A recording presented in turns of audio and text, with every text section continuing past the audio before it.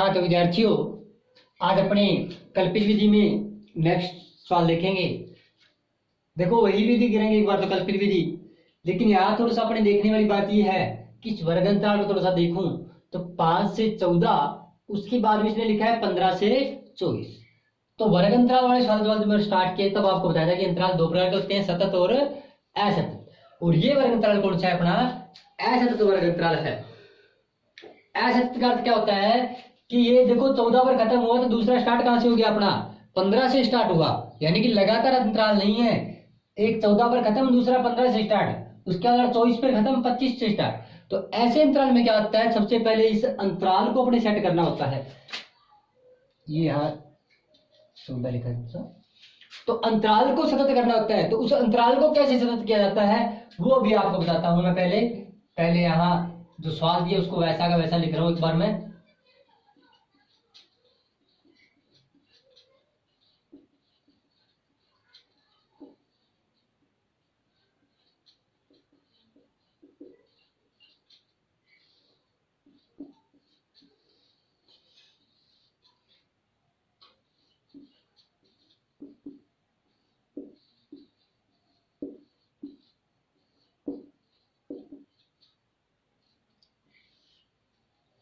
देखो कल्पित विधि में अपने क्या करते थे, x का मान ज्ञात करते थे। तो x का मान ज्ञात करके इसका देखो वर्ग अंतराल सतत करके भी कर सकते हैं। अगर वर्ग अंतराल सतत नहीं करना है तो अपने क्या करेंगे, जो विधि अपने बता रहे थे कि एक अंतराल निकालने के बाद बारी बारी से जोड़ के निकालते हैं, तो वो विधि अपने नहीं चलेगी। क्यों? क्योंकि अंतराल जो है वो एक जैसा नहीं है। यहाँ से 5 से 14 है, फिर 15 से 24 है, अंतराल सतत नहीं है। इसलिए अपने या तो अपने कह सकते हैं कि अंतराल सतत ना करो तो अपने x का मान जो निकालने का तरीका है, जो आपको बताया था कि सबको अलग अलग जोड़कर अलग अलग भाग देने वाला, उस तरीके से अपने अगर x का मान निकालते हैं तो अपने चलेगा। अन्यथा अपने क्या करना पड़ेगा, इनका वर्ग अंतराल सतत करना पड़ेगा कल्पित विधि के। और यदि पग विचलन विधि आती है तो अपने को अंतराल जो है वो सतत करना ही पड़ेगा। कि अगर पग विचलन विधि आती है तो क्या करना पड़ेगा, अपने को अंतराल सतत ही करना पड़ेगा। या फिर कोई अपने आगे चीजें पढ़ेंगे जैसे माध्यक और बहुलक वो आ जाए तो उसमें भी क्या करना पड़ेगा, अंतराल सतत करना ही पड़ेगा। तो इसलिए अपने यहाँ क्या सीखेंगे, साथ में वर्ग अंतराल को सतत करना भी सीखेंगे और साथ में पग विचलन विधि भी सीखेंगे। तो यहाँ सबसे पहले मैं क्या करता हूं, वर्ग अंतराल को सतत करता हूं। दोबारा से वर्ग अंतराल लिखूंगा मैं। क्या लिखूंगा कि 5 से 14, आगे वाला स्टार्टिंग कहां से हुआ? 15 से। तो इन दोनों के बीच में कितना अंतर हो गया कि एक 14 पर खत्म हुआ, दूसरा 15 से स्टार्ट होगा। तो दोनों के बीच में इस एक का अंतर है। यदि वो एक का अंतर गायब हो जाए तो ये अंतराल सतत हो जाएगा। यानी कि अगर ये 15 के 14 होता तो सही था, कोई दिक्कत ही नहीं थी। यही बात है। तो ये एक का अंतर खत्म कैसे होगा? अब एक का अंतर खत्म करने के लिए अपने ये तो नहीं कर सकते किसी एक से कुछ गायब कर दे। तो अपने क्या करेंगे, दोनों में कुछ ना कुछ डिफरेंस करेंगे। तो क्या करेंगे, तो ये जो अंतराल बचा कौन सा बचा, इन दोनों के बीच में इसका एंड पॉइंट और इसका स्टार्ट पॉइंट 14 से 15, तो एक का अंतर है, उसका आधा किया, कितना गया? 0.5। तो इस 0.5 को क्या करेंगे, एक में जोड़ेंगे और एक में से घटाएंगे। किसमें जोड़ेंगे? जो अंतिम पॉइंट है उसमें जोड़ेंगे और जो पहले वाला पॉइंट है उसमें से घटा देंगे। जैसे कि यहाँ 5 है तो 5 में से 0.5 कम होने 5 में से आधा कम हो गया। वैसे 0.5 सोचेंगे तो आपको जो ज्यादा टाइम लगेगा, सिंपल अपने सोचने की बात देखो। 5 से 0.5 यानी 5 से आधा कम करना कितना हो गया? 4.5, 4 पॉइंट ये बचेगा। तो 4.5 और आगे वाले 0.5 वही जोड़ दूंगा मैं, तो कितना हो गया? 14.5। सेम हो गया। अब यहां देखूं मैं 15 में से, पहले वाले में क्या होता था आपको 5.5 कम करना है, तो 15 में से अगर 0.5 कम करूं तो कितना आ गया? 14.5 और आगे वाले 0.5 जोड़ दूं तो 24.5। अब देखने से समझ आ रहा है कि ये 14.5 पर खत्म और दूसरी वाला 14.5 पर स्टार्ट हो गया अपना वर्ग अंतराल ऑटोमेटिक। ऐसे ही बारी बारी से सबको करके देख लो। 25 में से 0.5 कम करूं तो यहां आ गया 24.5, इसमें से 0.5 जोड़ो तो 34.5। ऑटोमेटिक सभी अंतराल क्या हो रहे हैं, अपने आप सतत होते जाएंगे। ऐसे ही आगे बढ़ेगा, यहीं से देख लूं मैं कि 34.5 से स्टार्ट होगा और खत्म कहां पर होगा? 44.5। ऐसे आगे बढ़ा, इस 44.5 से स्टार्ट होगा और एंड कहां पर होगा 54.5, उससे आगे वाला 54.5 से स्टार्ट होगा और एंड होगा 64.5। तो यहां तक चीज समझ आ गई। एक बार दोबारा रिपीट कर बताता हूं कि 5 से 14 था, फिर 15 से स्टार्ट हुआ, अंतराल क्या था, असतत था। असतत को क्या करेंगे अपने सतत वर्ग अंतराल बनाएंगे। सतत के लिए क्या करना है कि पहले का एंड पॉइंट और दूसरे का स्टार्ट पॉइंट, उन दोनों के बीच डिफरेंस देखेंगे कि कितने अंतर से वो सही मेल नहीं खा रहा। तो यहाँ 14 पर खत्म, 15 स्टार्ट, यानी कि उस एक का अंतर है, उस एक का आधा कर लिया अपने, हो गया 0.5। इस 0.5 को क्या करेंगे, पहले में से घटा देंगे, दूसरे में जोड़ देंगे। 0.5 और 0.5 एक में जोड़ा एक में घटाया, तो कोई फर्क वाली बात तो नहीं है। सेम चीज एक में जोड़ी एक में घटाई तो कोई फर्क नहीं पड़ा। लेकिन फर्क क्या हो गया कि जो अंतराल है जो है वो क्या हो जाएगा, ऑटोमेटिक अपने पास सतत आने लग जाएंगे, जो अपने रिजल्ट के तौर पर आप देख रहे हैं। तो ये अपना वर्ग अंतराल क्या हो गया, सतत हो गया। अब अपने वही तरीका है कि x का मान ज्ञात करेंगे। x का मान ज्ञात करने का तरीका क्या बताया था आपको कि दोनों को जोड़कर 2 का भाग। अब यहां दोनों को जोड़ूंगा, 14 और 4 18 और पॉइंट 5 एक ही होगा, 18 और 1 19। अब 19 में जब 2 का भाग दिया तो आ गया अपने पास 9.5। इसको छोड़कर अगर मैं इस अंतराल की बात करूं तो 14 और 5 कितने हो गए 19, वही 19 यहां बने, 2 का भाग देने पर 9.5, कोई फर्क नहीं। अब आपको क्या बताया था कि अपने से क्या कर सकते हैं, अंतराल जो होता है उसको बारी बारी जोड़कर आगे निकल सकते हैं या फिर बारी बारी से जोड़कर। अब बात करूं, आपको यहां बताता हूं कि वर्ग अंतराल सतत क्यों करना पड़ता है। तो अपने जो तरीका सिखाया है कि बारी बारी अंतराल को जोड़ लें, तो इसमें देखो सभी में अंतर, देखो 9 का अंतर तो आ रहा है, 5 से 14 9, 15 से 24 9, 25 से 34 9। तो इसके हिसाब से क्या जुड़ जाता है, अपने 9 जुड़ जाता है। अब इस अंतराल को सतत करने पर क्या हुआ, देखो 4.5 से 14.5, 14.5 से 24.5, ये अंतराल हो गया 10 का।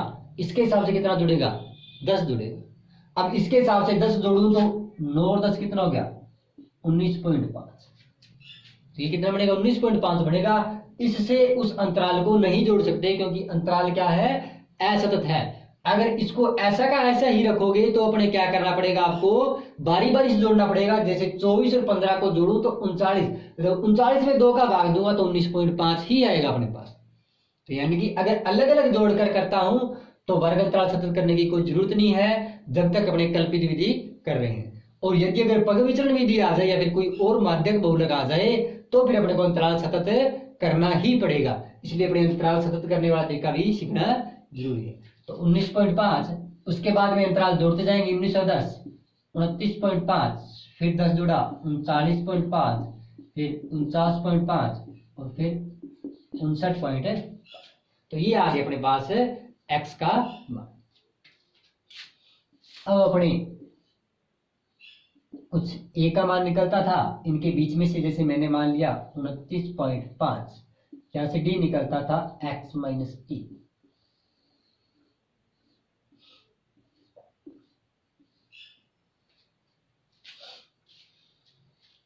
अब जब d का मान निकालेंगे तो 29.5 के आगे 0, ऊपर वाली संख्याओं के साथ माइनस। अब आपको आता बड़ी छोटी रकम घटाते जाओ, 29, देखो सभी में 0.5 है, तो इस 0.5 वाले का तो काम अपने पास वैसे ही खत्म हो गया। 29.5 है, इनमें 0.5 है, सबको 0.5 तो छोड़ ही दो।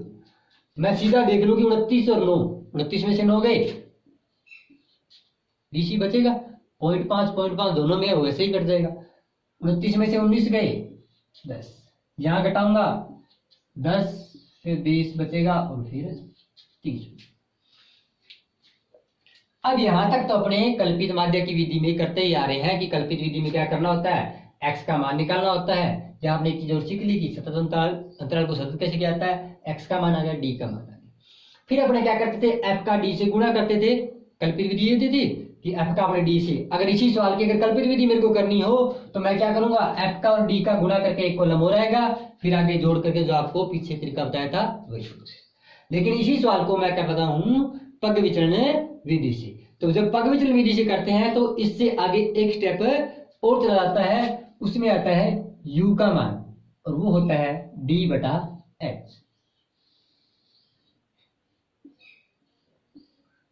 अब ये u क्या होता है, नया आ गया पग विचलन, यानी कि विचलन निकाला जाता है किस पर निकलता है कि जो अपने डी का मान निकाला है, डी का मान कैसे निकाला था, एक्स माइनस ए निकाला था एक कल्पित मान लेकर, जो डी का मान निकाला उसमें एच का भाग दे दो।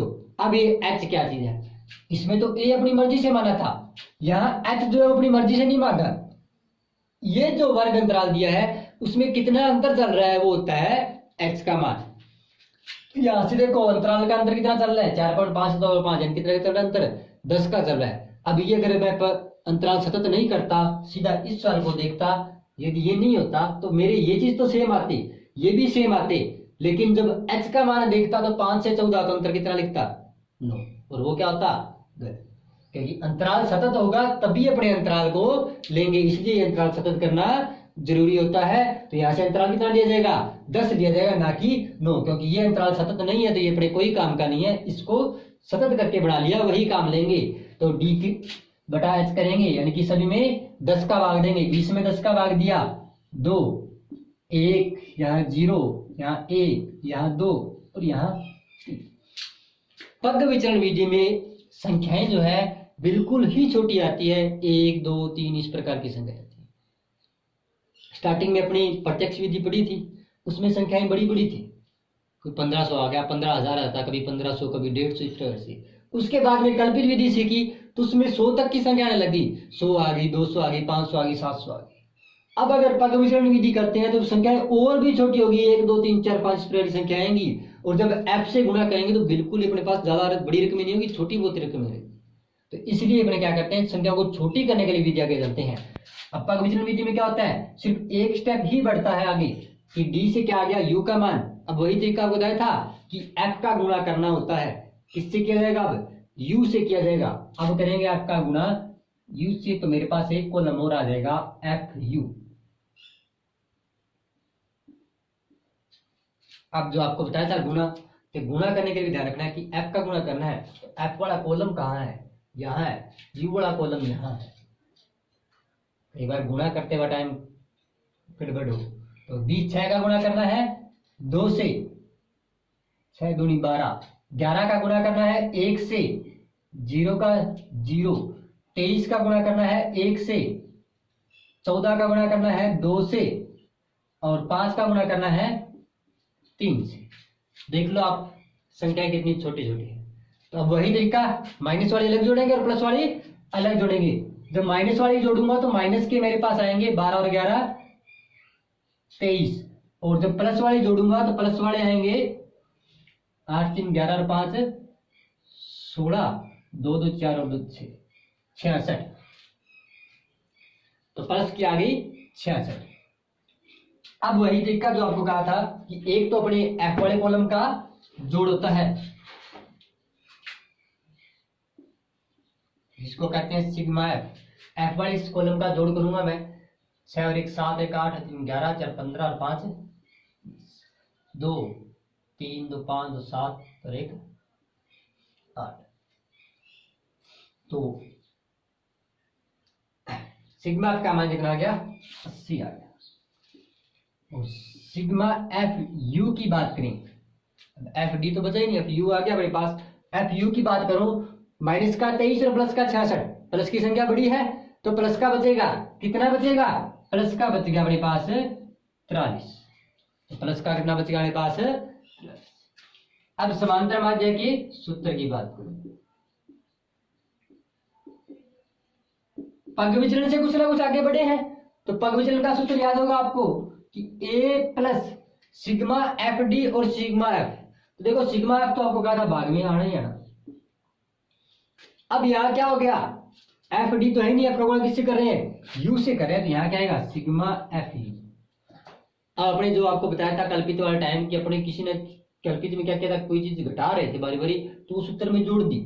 अब यहां मैंने क्या किया किसी संख्या का भाग दिया है तो क्या करूंगा गुणा करूंगा, तो यहां क्या आ जाएगा एच का गुणा, एच का भाग दिया था उसी एच का सूत्र में गुणा कर दिया तो अपने जो भी प्रोसेस किया था वो अपने पास ऑटोमेटिक पैरेलल में हो जाएगा बिल्कुल। तो ए का मान सॉल्व कितना है 29.5 प्लस सिग्मा एफ यू कितना आया प्लस का आ रहा है तो सीधे ही लो 43 बटा में सिग्मा एफ की बात करूं तो आ गया 80 और h की बात करूं तो h वर्ग अंतराल कितना है, जैसे h का मान आ रहा है 10, एक जीरो से एक जीरो यहाँ कैंसिल होगी, 29.5, 43 में 8 का भाग दूंगा मैं, 8 5 40, 3 बच गए 30, पॉइंट लगाकर 30 हो गए, 8 के 24, 6 बच गए 60, 8 7 तो इतना ही बहुत है ये कि पॉइंट के बाद सिर्फ दो संख्या निकालनी है अपने को। 29.5 यानी कि कितना होगा, 29.5 जीरो मान सकते हैं और 5.37, इन दोनों को जोड़ूंगा तो यहाँ से अपने समांतर माध्य जो आ जाएगा 29.5 और 5.37 को जोड़ूंगा तो 29 और 5 34.87, सीधा वर्ग लिखा हुआ था, इसका इसलिए मात्रा किया, फिर इसका समांतर माध्य आ गया 34.87, ये अपना समांतर माध्य। तो ये होती है पग विचलन विधि।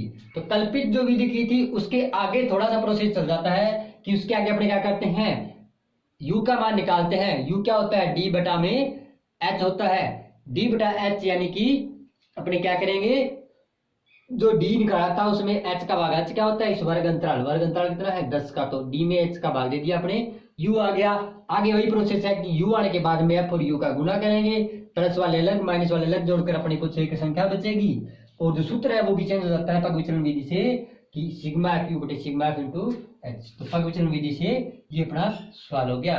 किसी विधि से करो आंसर हमेशा क्या आएगा, समांतर माध्य एक ही आएगा। प्रत्यक्ष विधि करो तो इस सवाल में, चाहे कल्पित करो और चाहे पग विचलन करो, सिर्फ सबका प्रोसेस जो है वो अलग अलग रहता है और किसी में कोई फर्क नहीं होता। ये अपनी पग विचलन हो गई। अब पग विचलन में यह रखना है कि अंतराल जो है वो सेम रखना है अपने को। कुछ एक सवाल ऐसे होते हैं जिनमें वर्ग अंतराल सतत नहीं मिलता है, बाकी सभी में लगभग अपने को वर्ग अंतराल सतत ही मिलता है। अगर वर्ग अंतराल सतत है तो अपने को ये वाला काम जो है वो करने की कोई जरूरत नहीं है, सिर्फ आगे वाला प्रोसेस होगा। आगे वाला प्रोसेस कैसे, x का मान निकालना, d का निकालना, u का निकालना और f u का गुणा। तो आज अपने सीखी है पग विचलन विधि। अभी इस पग विचलन विधि पर मैं आपको कुछ एक सवाल लिखता हूं, वो आपको फिर पे प्रैक्टिस करने हैं।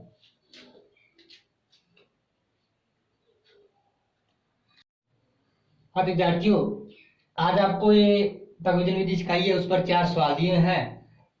इन चारों सवालों के आपको माध्य ज्ञात करने हैं, लेकिन चारों सवालों के माध्य पग विचलन विधि से ज्ञात करने हैं। अब तक अपने प्रत्यक्ष विधि और कल्पित विधि सीख चुके हैं, आज अपने पग विचलन विधि सीखी है। इस पग विचलन विधि के देखो 3 सवालों में वर्ग अंतराल जो है वो सतत ही है, लेकिन एक सवाल चौथा जो मैंने लिखा है उसमें वर्ग अंतराल असतत दिए हैं। साथ में आपको असतत वर्ग अंतराल को सतत करना भी सीखना है।